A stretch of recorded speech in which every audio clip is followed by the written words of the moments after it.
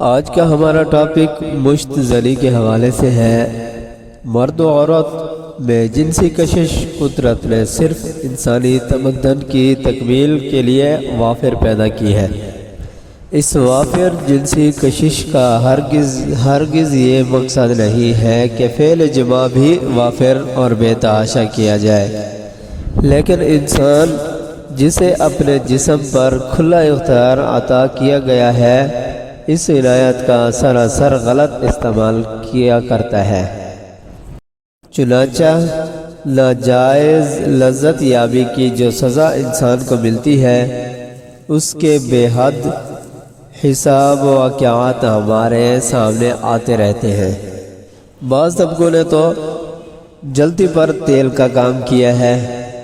انہوں نے جنسی غلط کاریوں کی آتش شوق کو اپنی دواؤں سے تیز تر رکھنے کی ذمہ داری اٹھائی ہوئی ہے۔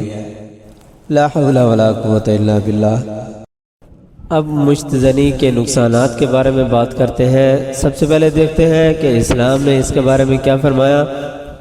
آپ صلی اللہ علیہ وسلم نے مشت زنی کرنے والے شخص کو ملعون قرار دیا اور خدا کی لعنت کا مستحق قرار دیا۔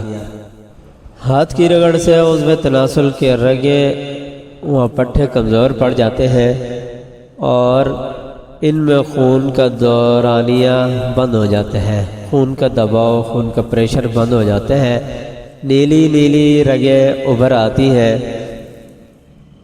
اور پھر عضو تناسل میں کمزوری اور ڈھیلا پن پیدا ہو جاتا ہے۔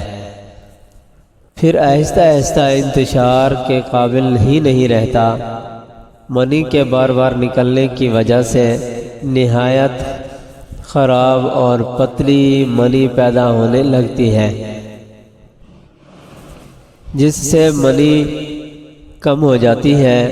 بار بار منی کے نکلنے کی وجہ سے منی کا پیدا ہونا بھی کم ہو جاتا ہے اور اس کی قوت امساکیہ بالکل کم ہو جاتی ہے۔ اس لیے جب کبھی پخانہ کرتے وقت زور لگائے تو فوری چند ایک قطرے منی کے نکل پڑتے ہیں اور پھر آہستہ آہستہ یہاں تک نوبت پہنچ جاتی ہے ذرا سی رگڑ جماع کے خیالات سے یا عورت سے بات کرنے سے ہی منی نکل جاتی ہے۔ ایسی حالت کو ذکاوت حس کہتے ہیں۔ علاوہ ازیں اس فعل بد کا سبب سے بڑا اثر اعضائے رئیسیہ پر پڑتا ہے اور بدن کے جوہر منی کو خارج کر دینے کی وجہ سے تمام اعضائے رئیسیہ کمزور ہو جاتے ہیں۔ اعضائے رئیسیہ 4 ہیں۔ نمبر 1 دل، نمبر 2 دماغ، نمبر 3 جگر، نمبر 4 خصیتین۔ گویا کہ ان چاروں کی تندرستی سے بدن انسانی تندرست رہتا ہے اور ان میں کوئی ضعف یا خرابی ہو جانے کی وجہ سے تمام بدن خراب یا کمزور ہو جاتا ہے۔ مشت زنی کی وجہ سے ان چاروں اعضاء کو کیا نقصان پہنچاتا ہے، اس کے بارے میں تھوڑی ڈیٹیل۔ مشت زنی جیسے بار بار فعل سے جب کچھ لذت پیدا ہوتی ہے تو اس وقت یہی نہیں کہ صرف منی نکل کر بس ہو جاتی ہے، بلکہ ساتھ ایک چیز اور بھی خارج ہوتی ہے جو کہ منی سے بھی زیادہ قیمتی ہے۔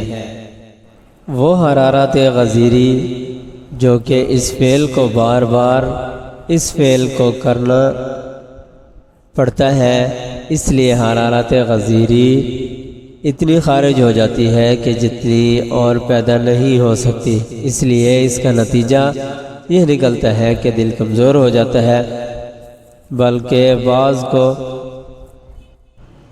بھولنے کی بیماری اور غشی کا عارضہ بھی ہو جاتا ہے۔ نمبر 2 دماغ۔ مشت زنی سے دماغ کو بہت جلد نقصان پہنچتا ہے، کیونکہ جو اعصاب پٹھے دماغ سے چلتے ہیں وہ ذکی الحس ہونے کی وجہ سے بہت جلد کمزور ہو جاتے ہیں اور پھر وہ یہاں تک ہو جاتے ہیں کہ مرد عورت کے ساتھ بھی لپٹا رہے تب بھی انتشار نہیں ہوتا۔ نمبر 3 جگر۔ مشتری کی وجہ سے جگر بہت جلد کمزور ہو جاتا ہے، کیونکہ منی کے زیادہ خارج ہونے کی وجہ سے خون کی زیادہ ضرورت پڑتی ہے، اس لیے جگر کو خون بنانے کے لیے زیادہ کام کرنا پڑتا ہے، لیکن جو خون پیدا ہوتا ہے وہ منی بنانے میں صرف ہو جاتا ہے، اس لیے جگر کو پوری خوراک نہیں مل پاتی، اس وجہ سے جگر بہت جلد کمزور ہو جاتا ہے۔ نمبر 4 خصیتین۔ اس فعل بد کی وجہ سے یہ دونوں خصیے بھی نہیں بچ سکتے، کیونکہ خون سے منی کو یہی عضو بناتے ہیں، اس لیے اس مذموم کام سے ان کو بھی اپنا کام بار بار کرنا پڑتا ہے۔ اب اس کے علاج کی طرف چلتے ہیں۔ سب سے پہلے تو مریض کو یہ تہیہ کرائیں کہ وہ دوبارہ مشتری کسی حال میں بھی نہیں کرے گا، اور وعدہ لیں اس سے، پھر اس کا علاج شروع کریں۔